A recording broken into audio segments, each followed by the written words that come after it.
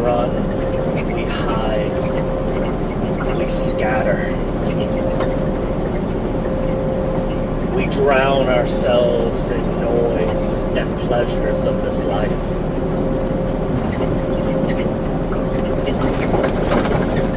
But there's this small voice,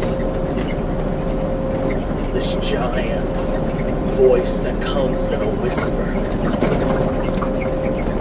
this great and powerful voice that can contain itself within our vessel to consecrate everything in us and burn us away till all that's left is an intertwining of our spirit solely dependent on Him, the Father. That is the goal. That is the mission. Because how else will you fight this battle? A battle not against flesh and blood, but against principalities and the darkness of this world. How else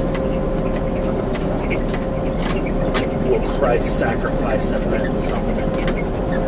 It was for the old man to die, so the new one can be buried. Sorry. Can be lifted up out of the ashes into this newness of life before our King who sits on the throne. No weapon formed against me shall prosper while He sits on the throne. I will consecrate myself before the King, where all that's left is Him. He must increase.